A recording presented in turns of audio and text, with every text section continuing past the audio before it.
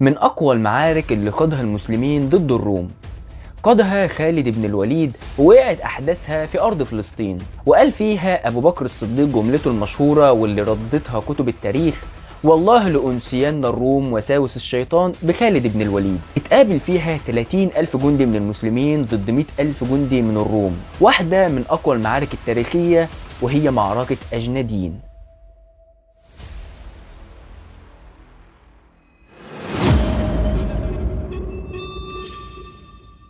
وقعت معركة أجنادين سنة 634 ميلاديا بالقرب من مدينة الرملة في فلسطين، وعسكر جيش المسلمين في قرية عاشور واللي وقع في شمال غرب مدينة الخليل، وعسكر جيش الروم في قرية بيت جبرين. واتسمت المعركة باسم أجنادين لأن كل واحد من الجيشين كان اسمهم أجناد، والمؤنث بتاعها أجنادين. والمعركة دي كانت أول مواجهة رسمية بين جيوش الخلافة الراشدة مع الروم في الصراع على الشام. وحصلت المعركة دي قبل سنتين من حدوث المعركة الكبرى والحاسمة بين المسلمين والروم، وهي معركة اليرموك، واللي وقعت في عام 636 ميلاديا. وبتبدأ القصة لما وصلت أخبار هزيمة الجيش المكلف بفتح الشام للخليفة أبو بكر الصديق، فجهز أبو بكر الصديق 4 جيوش عسكرية بقيادة أبو عبيدة بن الجراح ويزيد بن أبي سفيان وشرحبيل بن حسن وعمرو بن العاص. ومجموع الجيوش كلها ما كانش بيتجاوز 30,000 جندي. وكان أبو بكر الصديق قبل ما يودع جيش من الجيوش الأربعة كان بيوصي كل قائد منها بوصايا معينة، واللي بتبين سلوك الفاتحين المسلمين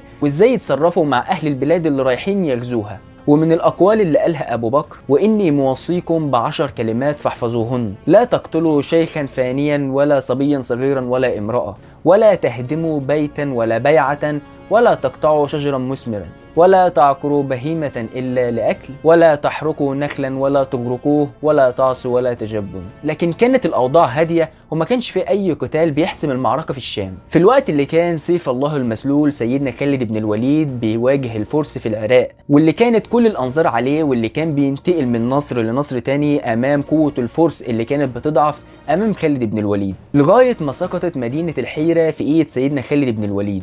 وخاف الخليفة أبو بكر الصديق إن الأوضاع في الشام تفضل زي ما هي، أو يعجز القادة الأربعة إنهم يحققوا النصر أمام الروم في أول مواجهة بينهم، لأن الروم كانت بتعيش فترة قوية وعودة الثقة ليها بعد فوزها على الفرس. وقال أبو بكر الصديق جملته المعروفة واللي ردتها كتب التاريخ، وهي: والله لأنسين الروم وساوس الشيطان بخالد بن الوليد.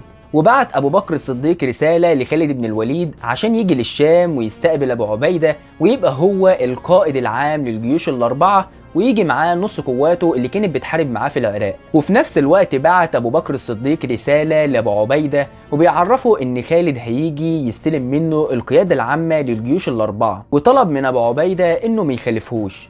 وبالفعل امتثل خالد بن الوليد لأمر الخليفة أبو بكر الصديق، وبالفعل خرج سيف الله المسلول خالد بن الوليد من مدينة الحيرة بالعراق، وكان معاه نص قواته وهم كانوا حوالي 9,000 جندي، ومشى تجاه الشمال وعدى صحراء اسمها صحراء السماوة، واللي كانت واحدة من أقوى وأجرأ المغامرات العسكرية، واللي كانت خطيرة جدا لأنه قطع بجيشه حوالي 1000 كيلو متر في 18 يوم بس في صحراء مهلكة وخطيرة.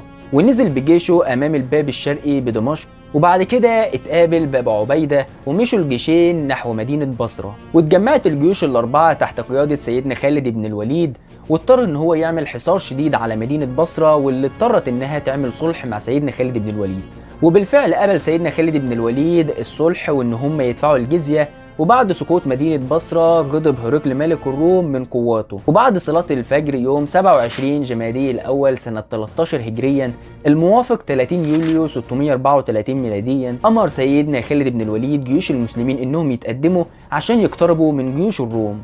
وبدأ سيدنا خالد بن الوليد إنه يقول لهم: اتقوا الله يا عباد الله، وقاتلوا في الله من كفر بالله، ولا تنقصوا على أعقابكم، ولا تهنوا من عدوكم، ولكن أقدموا كأقدام الأسد وأنتم أحرار كرام. بعد كده قال لهم: إذا أنا حملت فاحملوا، يعني لما يبدأ إن هو يقاتل هم المسلمين يقتلوا معاه.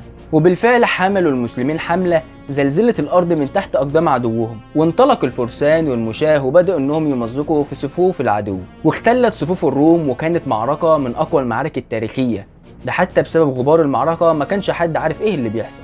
وبعد هدوء المعركة حقق المسلمين النصر، وبعت سيدنا خالد بن الوليد للخليفة أبو بكر الصديق رسالة بيبشره بالنصر والغنيمة.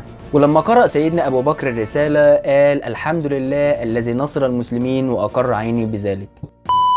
وبكده خلصت حلقتنا النهارده. لو عجبك الفيديو متنساش تعمل لايك للفيديو وتعمل اشتراك بالقناه وفعل جرس التنبيهات عشان يوصلك حلقاتنا اول باول. سلام.